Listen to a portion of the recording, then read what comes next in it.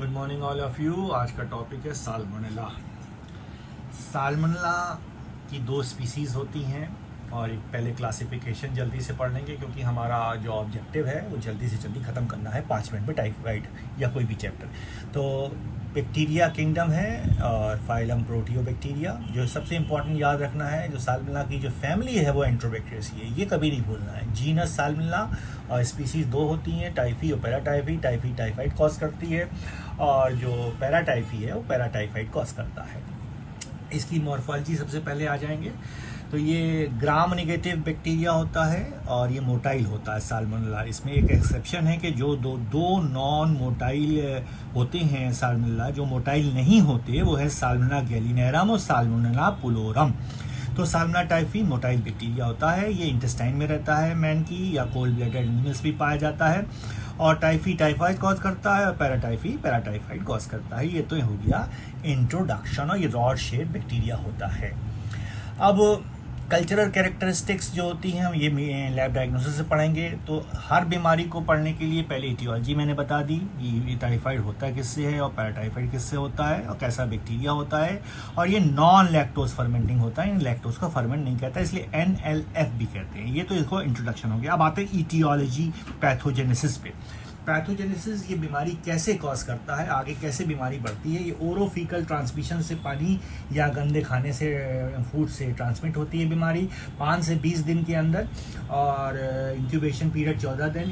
पेट में आता है ये बैक्टीरिया और फिर धीमे धीमे जाके इंटेस्टाइन में चला जाता है। इंटेस्टाइन में ये एपिथेलियल लाइनिंग को पेनिट्रेट करके मैक्रोफेज के द्वारा फैगोसाइटोस होने की कोशिश करते हैं मैक्रोफेज को खाने की। अगर नहीं खा पाए तो ये पियर्स पैचेस में सूजन कॉज कर देता है और फिर वहाँ से पियर्स इन्फ्लेमेशन हो जाता है, डायरिया होता है, पी सूप डायरिया होता है इसमें। फिर ये ब्लड से एब्जॉर्ब होकर रेटिकुलो एंडोथेलियल सिस्टम में, लिवर, गॉल ब्लैडर में जाके कैरियर स्टेज में गॉल ब्लैडर में रुक जाता है।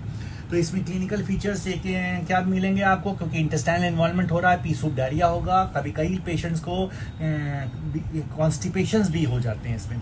तो ज़्यादातर पी सूप डायरिया और sometimes there also occurs constipation.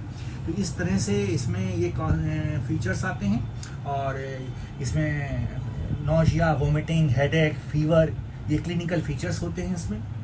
और ये इनकी पैथोजेनेसिस मैंने डिस्कस कर दी। अब हम आते हैं लैब डायग्नोसिस पे। लैब डायग्नोसिस हर बैक्टीरिया की इंपॉर्टेंट होती है। तो लैब डायग्नोसिस में हम कौन कौन से टेस्ट करते हैं टाइफाइड के लिए, ये बहुत इंपॉर्टेंट है। हमने इसमें आपको चार्ट में बना दिया है। पहले हफ्ते में ब्लड टेस्ट करते हैं, यानी ब्लड कल्चर करते हैं, मोस्ट रिलायबल होता है ये। और विडाल टेस्ट पहले हफ्ते के बाद करते हैं, यानी कि 7 डेज के बाद विडाल टेस्ट करते हैं। और ये इसमें एंटीबॉडीज नापते हैं और एंटीजन नापते हैं ब्लड कल्चर में। THTO के द्वारा हम ये टेस्ट पहचानते हैं, विडाल टेस्ट। तो एंटीबॉडीज किसके अगेंस्ट नापते हैं, TH और TO एंटीजन्स के अगेंस्ट नापते हैं। और TH 1/160 से ज़्यादा होना चाहिए और TO 1/80 से ज़्यादा होना चाहिए। तो मोटा मोटा याद रखेंगे, TH की वैल्यू 100 से ज़्यादा और TO की वैल्यू 80 से ज़्यादा, यानी कि 1/160 से या उससे ज़्यादा है TH तो पॉजिटिव है, और 1/80 या उससे ज़्यादा TO है तो पॉजिटिव है। इसके अलावा विडाल टेस्ट में AH, BH, CH भी करते हैं पैराटाइफी की डायग्नोसिस के लिए, और VI कैरियर स्टेज की डायग्नोसिस के लिए वो एंटीबॉडीज़ पकड़ते हैं VI एंटीजन के अगेंस्ट। ये तो हो गया विडाल टेस्ट जो पहले हफ्ते के बाद करते हैं, 7 to 10 डेज में करते हैं। पहले हफ्ते में ब्लड कल्चर करते हैं और तीसरे हफ्ते 2nd वीक में करते हैं स्टूल कल्चर टेस्ट, बैक्टीरिया को आइडेंटिफाई करने के लिए कल्चर मीडियम पे। और 3rd वीक में करते हैं यूरिन या बोन मैरो का कल्चर, ये जिससे कि हमें इसकी डायग्नोसिस बन जाती है। आजकल एक नया टेस्ट चला है टाइफाइड का, रैपिड टेस्ट चला है। इसमें सामना टाइफी डॉट टेस्ट करते हैं, ये फॉल्स पॉजिटिव देता है, तो इसको कंफर्मेशन करने के लिए फिर ब्लड कल्चर किया जाता है। तो ये हो गई ये सारे टेस्ट। इसमें कौन कौन से मीडियम का इस्तेमाल करते हैं वो लैब डायग्नोसिस में। अब हम मीडियम पढ़ेंगे कि कौन कौन से मीडियम हम लोग यूज़ करते हैं। तो ब्लड कल्चर इसमें किया जाता है क्योंकि ये फीवर कॉज कर रहा है, तो हम ग्लूकोज साइट्रेट ब्रॉथ में ब्लड ले लेते हैं 5 ml blood 50 ml glucose citrate broth में, और उसको सब कल्चर करते हैं। Blood agar, MacConkey agar, Wilson Blair medium, 3 तरह के मीडियम पे करते हैं। तो कौन कौन से मीडिया याद रखने वाले हो गए लैब डायग्नोसिस में कि सबसे इम्पॉर्टेंट है ब्लड एगर प्लेट। ये है ब्लड एगर प्लेट, देखिए ठीक है। और दूसरा है मैकॉन्की का। मैकॉन्की में ट्रांसलूसेंट होता है तो घड़ी भी से टाइम दिख जाएगा, नीचे जो रखी इसमें टाइम नहीं दिखेगा, और ये पहचानने का तरीका है। फिर XLD मीडियम जो एक इंपॉर्टेंट मीडियम है, इसमें रेड कॉलोनीज आती हैं ब्लैक सेंटर के साथ साल्मोनेला में, और शिगेला में जो आती हैं दूसरा डायरिया कॉज करता हुआ बैक्टीरिया है वो red colonies without black centre आती हैं, और येलो कॉलोनीज इकोलाई में आती हैं।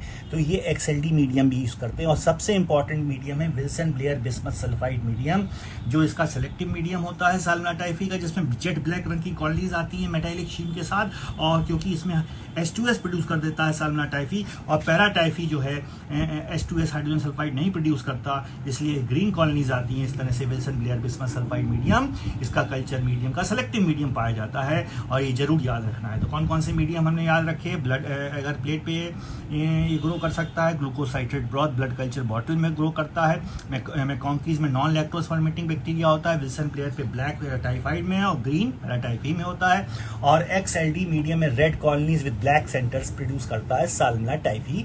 इतने मीडियम हम इसमें यूज करते हैं। उसके बाद बायोकेमिकल टेस्ट लगाते हैं, इनवुक टेस्ट, जिसमें lactose glucose sucrose maltose mannitol MR BP urea citrate होता है, और इसकी जो स्पेसिफिक टेस्ट है वो बायोकेमिकल टेस्ट नीचे डिस्क्रिप्शन में दिए हुए हैं, जिसमें से कुछ हम बता दे रहे हैं। यूरिया VP इंडॉल निगेटिव होता है, ये लैक्टोज निगेटिव होता है, methyl red positive, citrate positive होता है। फिर साल्मोनेला टाइफी पैराटाइफी ABC को डिफरेंशिएट करने के लिए lysine arginine ornithine decarboxylase specific test किए जाते हैं, बायोकेमिकल टेस्ट है।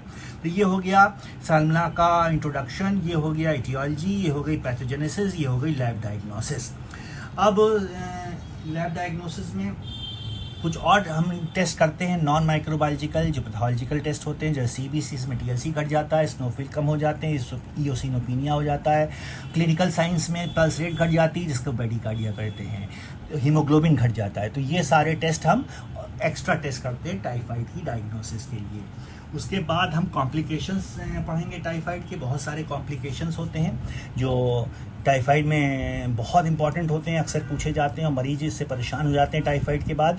और ये कॉम्प्लिकेशन यहाँ लिखा है, इंटेस्टाइनल परफोरेशन, इस पेज पे लिखा है 114 पे इंटेस्टाइनल परफोरेशन हो जाता है PS पैचेस में, इंटेस्टाइन फट सकती है, पेरिटोनाइटिस हो सकती है, इसके अलावा ओरोडेंटल एब्सेस हो सकता है, पूरा हाइजीन हो सकता है मुंह के अंदर है तो हेलिटोसिस बदबू आएगी मुंह से, और पेरोटाइटिस हो जाएगा। चेस्ट में ब्रोंकाइटिस निमोनिया मायोकार्डाइटिस होता है, स्केलेटल मसल्स में ऑस्टियोमाइलाइटिस आर्थराइटिस होती है, एलोप्लेशिया भी हो जाता है, कुछ लोगों को बाल झड़ जाते हैं, यूवियाइटिस होती है, लिवर में जाके कोलिसिस्टाइटिस गॉल ब्लैडर स्टोन भी बना सकता है। ये सारे कॉम्प्लिकेशन हैं। अब आते हैं नॉन टाइफाइड साल्मोनेलोसिस में, यानी कि टाइफाइड के अलावा और ऐसा साल्मोनेला होते हैं जो टाइफाइड ना करके फूड पॉइजनिंग करते हैं, तो उनको कहते हैं नॉन टाइफाइडल साल्मोनेलोसिस। तो कौन कौन से होते हैं? साल्मोनेला एंटरोटाइटिस, टाइफीम्यूरियम, हिडलबर्ग और न्यूपोर्ट और जेवियाना। तो इसमें एंटीटाइटिस क्या करता है? एग्स और मिल्क से इन्फेक्शन कॉज कर रहा है, टाइफीम्यूरियम मीट से कर रहा है, एग से कर रहा है, साल्मोनेला हिडलबर्ग जो है चिकन प्रोडक्ट से कर रहा है, साल्मोनेला न्यूपोर्ट बीफ और बीफ के प्रोडक्ट से कर रहा है, जेवियाना रेयर है जो वेजिटेबल्स और रेप्टाइल्स खाने वालों में होता है, रेयर है। तो ये नॉन टाइफाइड साल्मोनेलोसिस हो गया। इसमें नोजिया वोमिटिंग होती है, गैस्ट्रोएंटेराइटिस हो जाती है, और सबका ट्रीटमेंट एंटी माइक्रोबियल्स है, जो हम पढ़ने जा रहे हैं कि एंटी माइक्रोबियल्स हम कैसे यूज करते हैं टाइफाइड फीवर में। एंटीबायोटिक जो होती हैं, जो हम लोग पहले यूज करते थे क्लोरामफेनिकोल, अब नहीं यूज करते क्योंकि वो बोन मैरो डिप्रेशन कॉज करती है। अब हम सिप्रोफ्लॉक्सासिन यूज करते हैं, और सिप्रोफ्लॉक्सासिन अगर रेजिस्टेंट है तो सिफिक्सिन यूज करते हैं, और अगर जल्दी मरीज को ठीक करना है तो हमारी ड्रग ऑफ चॉइस हो जाती है ceftriaxone, 2 gram once a day for adults for 14 days. तो ये चार्ट बना हुआ है।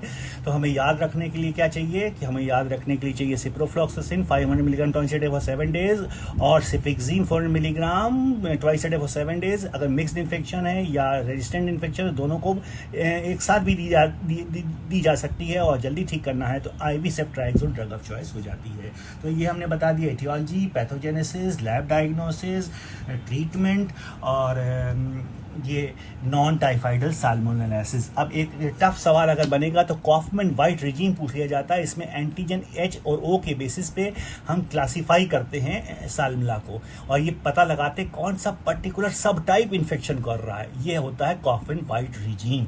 तो इसमें कई ग्रुप्स में हम डिफ्रेंशिएट कर पाते हैं, जैसे ए बी सी डी। ए में पैराटाइफी ए आता है, बी में पैराटाइफी बी आता है, पैराटाइफी सी में आता है, और डी में साल्मोनेला टाइफी और एंटेराइटिस आता है। कॉफमैन वाइट रिजीम से हम पर्टिकुलर स्ट्रेन की डायग्नोसिस बनाते हैं। और ये हो गया हमारा revision of salmonella typhi and paratyphi, typhoid and paratyphoid fever. Thank you.